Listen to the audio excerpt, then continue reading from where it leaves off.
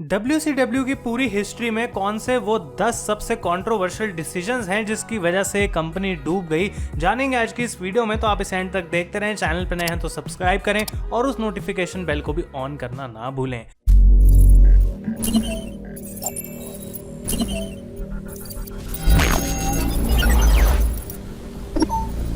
तो गाइज, मैं हूं आयुष और आप देख रहे हैं रेसल इंडिया। और मैं जानता हूं कि हमने चैनल पे ऑलरेडी मंडे नाइट वॉर्स की सीरीज कवर कर ली है। अगर आपने उसको चेकआउट नहीं करा तो उसका लिंक आपको डिस्क्रिप्शन में तो मैं दे ही दूंगा।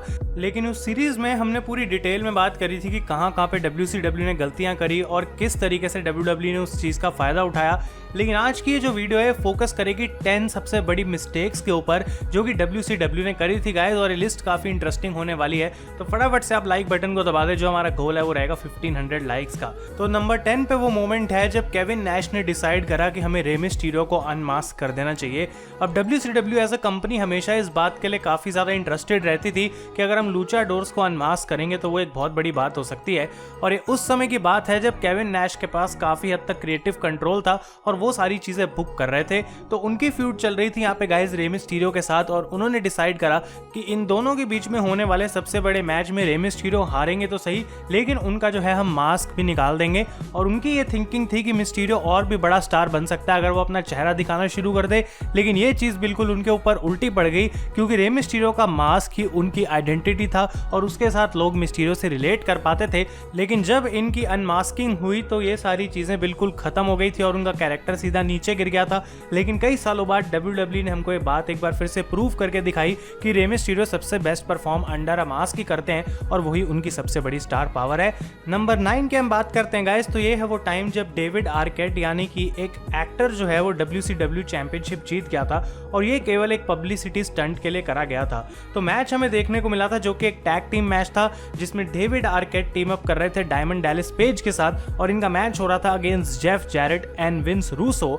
और इस मैच के रूल्स इतने ज़्यादा कंफ्यूजिंग थे, लोगों को कुछ समझ नहीं आ रहा था। और एंडिंग में इसकी क्या होता है कि एरिक बिशॉफ को डेविड आर्केट पिन करते हैं और वो डायमंड डैलिस पेज की WCW चैंपियनशिप भी जीत जाते हैं, जो कि एक बहुत ही बकवास बात थी और फैंस बिल्कुल उस समय समझ नहीं पा रहे थे और एक बहुत बड़ी कंट्रोवर्सी बन गई थी। और कई सारे रेसलिंग एक्सपर्ट्स ये बात बोलते हैं कि ये वो डिसीजन था या फिर इंस्टेंस था जो लीड कर रहा था WCW की डेथ की तरफ। अब नंबर 8 की हम बात करते हैं गाइस, तो यहाँ पे आता है जब रॉडी पाइपर ने एक नॉन टाइटल मैच जीता एट स्टारकेड पेपर व्यू। अब WCW की आदत थी कि उनको WWE के बड़े सुपरस्टार साइन करने में मजा आता था, और उन्हीं में से एक थे रॉडी पाइपर भी। और जब ये WCW में आए तो ऑब्वियसली कंपनी ने कोशिश करी इनको फ्यूड करवाने की अगेंस्ट हल्क होगन, जो कि पहले समय में WWE में भी एक बहुत बड़ी फ्यूड थी। और इनके बीच की स्टोरी लाइन बेसिकली ये थी कि होगन ने कभी भी पाइपर को पिन नहीं कराया। तो इस बैक स्टोरी के बेसिस पे इनकी फ्यूड WCW में भी हुई और इनको मेन इवेंट में बुक करा गया इन स्टारकेड 1996, जो कि उस समय WCW का सबसे बड़ा शो होता था, यानी कि WWE की रेसलमेनिया होती थी और WCW के लिए स्टारकेड होता था गाइज। और इस मैच में शॉकिंगली पाइपर ने हल्क होगन को हरा दिया। लेकिन जो सबसे बड़ी बात थी और जिसमें बिल्कुल सेंस नहीं बनी वो ये कि ये सबसे बड़ा शो था यहाँ पे WCW का, और टाइटल इसमें ऑन द लाइन नहीं था। और क्योंकि हल्क होगन के कॉन्ट्रैक्ट में भी काफी सारा कंट्रोल था, तो वो शायद यहाँ पे अपना टाइटल नहीं हारना चाहते थे। लेकिन मैच अगर वो हारते तो सिर्फ नॉन टाइटल मैच ही एक तरीका हो सकता था, और फैंस काफी इससे अनहैप्पी थे, क्योंकि अगर उनको जीतना था यहाँ पे रॉडी पाइपर को तो उनको टाइटल जितवाते तो वो एक बहुत बड़ी मोमेंट बन सकती थी हिस्ट्री में। नंबर 7 की हम बात करते हैं गाइस, तो ये है वो जब स्टारकेड में हराया एरिक बिशॉफ ने रिक फ्लेयर को। अब इन दोनों के बीच में बहुत ज़्यादा रियल लाइफ टेंशन हो गई थी WCW के टाइम पे, और रिक फ्लेयर और एरिक बिशॉफ एक दूसरे को कोर्ट तक ले जाने की जो है वो धमकी दे रहे थे और एक दूसरे को स्यू करने की कोशिश कर रहे थे। और इस चीज़ का फायदा उठा के WCW ने इसको एक स्टोरी लाइन में कन्वर्ट कर दिया। जब रिक फ्लेयर 1998 में वापस आए थे तो इन दोनों के बीच में जो मैच बुक करा गया गाइज वो स्टारकेड का सेमी मेन इवेंट था, और ऑब्वियसली सब लोग एक्सपेक्ट कर रहे थे कि यहाँ पे रिक फ्लेयर ही इस मैच को जीतेंगे। लेकिन बहुत ही ज़्यादा शॉकिंग तरीके से एरिक बिशॉफ ने यहाँ पे रिक फ्लेयर को हरा दिया, और व्यूअर्स जो थे वो बिल्कुल सोचते रह गए कि आखिर ये हो कैसे सकता है।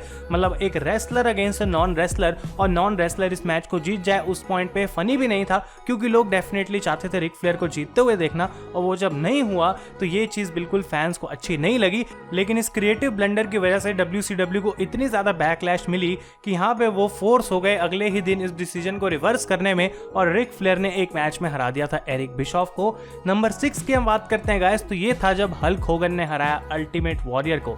अब इन दोनों सुपरस्टार्स के बीच में एक बहुत कमाल का मैच हुआ था एट रेसलमेनिया 6, जिसने WWE की हेल्प करी थी अलग हाइट्स तक पहुंचने के लिए, और इसी सेम मैच को WCW ने बुक करा 1998 में।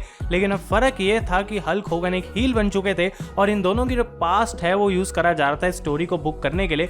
और स्टोरी लाइन गाइस बहुत ज्यादा अजीब थी, क्योंकि अल्टीमेट वॉरियर ने मैजिक का इस्तेमाल करा होगन को डराने के लिए, और ऊपर से इन दोनों के बीच में जो रेसलिंग मैच हुआ उसको एक बहुत बड़ा डिजास्टर माना जाता है, क्योंकि दोनों रेसलर्स अच्छे नहीं लग रहे थे रिंग के अंदर। और इतना ही नहीं काफी था, तो और भी ज्यादा खराब कर दी चीजें, क्योंकि हल्क होगन इस मैच को जीत गए। मतलब स्टोरी लाइन पूरी इस तरीके से थी कि यहाँ पे अल्टीमेट वॉरियर को मैच जीतना चाहिए था, लेकिन जब हल्क होगन इसको जीते तो लोग फिर से एक बार खुश नहीं थे। एक स्ट्रेंज फिनिश थी इसके अंदर, और वॉरियर बिल्कुल पॉइंटलेस हो गए थे WCW खत्म होने के बाद, क्योंकि हल्क होगन की यहाँ पे जो है वो ईगो बहुत बड़ी थी। नंबर 5 की हम बात करते हैं गाइस, तो ये था वो समय जब विंस रूसो यानी कि क्रिएटिव हेड ऑफ WCW खुद को WCW चैंपियनशिप बुक करने के लिए जो है उन्होंने डिसाइड करा। और यहाँ पे इस समय पे जो चैंपियनशिप थी यानी कि जो मेन टाइटल कंपनी का, इसकी वैल्यू बहुत ज़्यादा कम हो गई थी। इतनी बार टाइटल चेंज होता था कि आप सोच भी नहीं सकते, तो लोग बिल्कुल इसको खिलौने की तरह समझ रहे थे, कुछ खास इसकी वैल्यू नहीं थी। लेकिन जो कुछ बची खुची क्रेडिबिलिटी थी इस टाइटल की वो भी खत्म हो गई जब विंस रूसो ने अपने आप को बुक करा टू विन दिस टाइटल, और एक वॉर गेम्स मैच के अंदर उनको स्पीयर करा जाता है और वो केज से बाहर गिरते हैं, और सबसे पहले सुपरस्टार होने के नाते जो है वो इस टाइटल को जीत जाते हैं। और जैसा कि मैंने कहा, जब वो चैंपियन बने, ये एक ऐसा डिसीजन था जो कि उस समय पता नहीं उन्होंने क्यों सोचा कि काम कर सकता है, लेकिन लोग बिल्कुल जो है वो इससे टर्न ऑफ हो गए थे। नंबर 4 की मैं बात करूं गाइस, तो यहाँ पे इंसिडेंट आता है फिंगर पोक ऑफ डूम का, जो कि एक इनफेमस इंसिडेंट है WCW के हिस्ट्री में। और यहाँ पे गाइस ये करा गया था कि केविन नैश की जो सबसे पहली WCW चैंपियनशिप रेन थी उसको खत्म करा गया था in one of the most negatively received finishes in WCW's history. तो यहाँ पे हल्क होगन चैलेंज कर रहे थे केविन नैश को फॉर द टाइटल, और यहाँ पे एक ऐसा फिनिश हमें देखने को मिला जो कि कॉमेडी के लिए शायद करा गया था, लेकिन किसी को कुछ पसंद नहीं आया। बेसिकली होगन करते क्या है कि केविन नैश के ऊपर उंगली लगाते हैं और केविन नैश एक्टिंग करते हैं जैसे उनको बहुत लग गई हो, वो रिंग में लेट जाते हैं और हल्क होगन को उन्हें पिन करने देते हैं, and Hogan wins the title. और एक ऐसा मैच जो कि WCW की हिस्ट्री में सबसे बड़ा हो सकता था, एक पेपर व्यू लेवल का मैच, उसको इस तरीके से बुक करा गया, और ये मानी जाती है the night of death for WCW, क्योंकि दूसरी तरफ मैनकाइंड ने रॉक को हरा के जीत लिया था WWF टाइटल। और ये चीज WCW ने अपने शो में पहले ही लीक कर दी थी, क्योंकि रॉ का शो पहले टेप हो चुका था। लेकिन ये उनकी एक बहुत बड़ी गलती थी, क्योंकि इसने व्यूअर्स को जो है वो टर्न करा, और लोग सोच रहे थे कि आखिर मैनकाइंड ने रॉक को ऐसे कैसे हरा दिया, और उस चीज के लिए वो मंडे नाइट रॉ देखने के लिए चले गए, और ये बहुत बड़ी नाइट बन गई थी मंडे नाइट वॉर्स की हिस्ट्री में। और अगर आप इसको फिर से डिटेल में देखना चाहते हैं तो आप मेरी सीरीज चेकआउट कर सकते हैं। नंबर 3 की हम बात करते हैं गाइस, तो ये था वो समय जब द जायंट यानी कि बिग शो ने अपने सबसे पहले मैच में डिस्क्वालिफिकेशन से टाइटल जीत लिया। तो WCW में द जायंट को इंट्रोड्यूस करा गया था एज आंड्रे द जायंट सन, जो कि हल्क होगन को टेक डाउन करने की कोशिश करेगा। और होगन की थिंकिंग यहाँ पे इस तरीके की थी कि हमें द जायंट को पुश करना चाहिए, जबकि पहले उनका कोई भी प्रायर एक्सपीरियंस नहीं था टाइटल्स जीतने का। और हैलोवीन हैवक 1995 में अपने डेब्यू मैच में उन्होंने होगन को हरा दिया to become the WCW champion, और वो भी डिस्क्वालिफिकेशन से। और फैंस को कुछ समझ नहीं आ रहा था, क्योंकि स्टोरी लाइन ये थी कि जिमी हार्ट बिट्रे कर रहे थे हल्क होगन को, और उन्होंने चुपके से इस मैच के कॉन्ट्रैक्ट में भी ये बात डाल दी थी कि अगर DQ से भी द जायंट जीतता है तो वो WCW चैंपियन बन जाएगा। और ये बात फैंस को पता नहीं थी, तो बिल्कुल कंफ्यूज्ड रह गए और उनको इस चीज को देखने में कोई मजा नहीं आया। नंबर 2 की हम बात करते हैं गाइस, तो यहाँ पे आता है स्टिंग वर्सेस हल्क होगन की स्ट्रेंज बुकिंग। तो स्टारकेड 1997 ने गाइस WCW को उनका बिगेस्ट बाय रेट दिया इन कंपनीज हिस्ट्री, क्योंकि स्टिंग वर्सेस हल्क होगन का मैच होने वाला था, और ये एक बहुत ही ज्यादा बड़ी बज़ थी। और स्टिंग ने सबसे पहला अपना मैच लड़ा था पूरे 1 साल के बाद, क्योंकि वो अपना नया क्रो कैरेक्टर डेवलप कर रहे थे। अब फैंस को ये बहुत ज़्यादा पसंद आ रही थी बात, क्योंकि स्टिंग होगन को बीट करने वाले थे।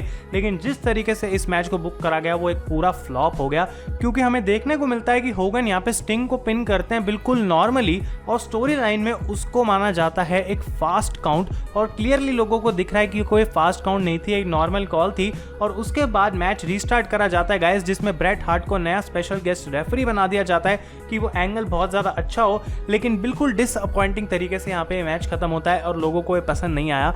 मतलब अगर तुम्हारे पास 2 सबसे बड़े सुपरस्टार्स और उनका मैच सबसे बड़े शो में हो रहा है, तो उसको सिंपल रखना ही कभी कभी अच्छा रहता है, और चीज़ों को यहाँ पे कॉम्प्लिकेट करने की इतनी कोशिश करी गई कि वो WCW पे ही भारी पड़ गई। और फाइनली गाइज नंबर 1 पे आता है decision when Kevin Nash ended Goldbergs winning streak. तो स्टारकेट 1998 गाइज एक और कंट्रोवर्शियल ईयर जो WCW के लिए रहा था आफ्टर स्टारकेट 1997।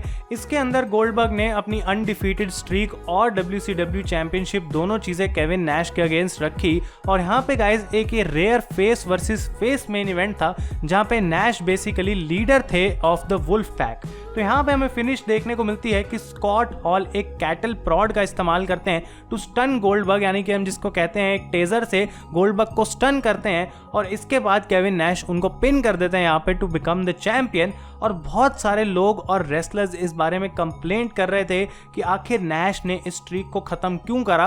और उस समय उनको इस चीज से कोई फायदा भी नहीं हुआ था क्योंकि ऑलरेडी वो एक डेवलप्ड स्टार थे और गोल्डबर्ग की एक ऐसी स्ट्रीक थी जो कि इतनी मुश्किल से बिल्ड करी गई थी, इतने लंबे समय से बिल्ड करी गई थी और उसको बिल्कुल WCW ने ऐसे ही जाने दिया और उसको एक बहुत ही बुरे तरीके से उन्होंने खत्म कर दिया। तो गाइस ये थे ऐसे 10 डिसीजंस जो कि बहुत कंट्रोवर्शियल रहे WCW की हिस्ट्री में, कुछ ऐसे रिजल्ट्स जो कि लीड करे उनकी कंपनी की डेथ में। तो अगर आपको ये वीडियो पसंद आई है इसे लाइक करें गाइस, और ऐसे वीडियोस के आइडियाज आप मुझे कमेंट्स में दे सकते हैं। Thank you so much for watching. मैं हूं आयुष और आप देख रहे हैं रेसल इंडिया।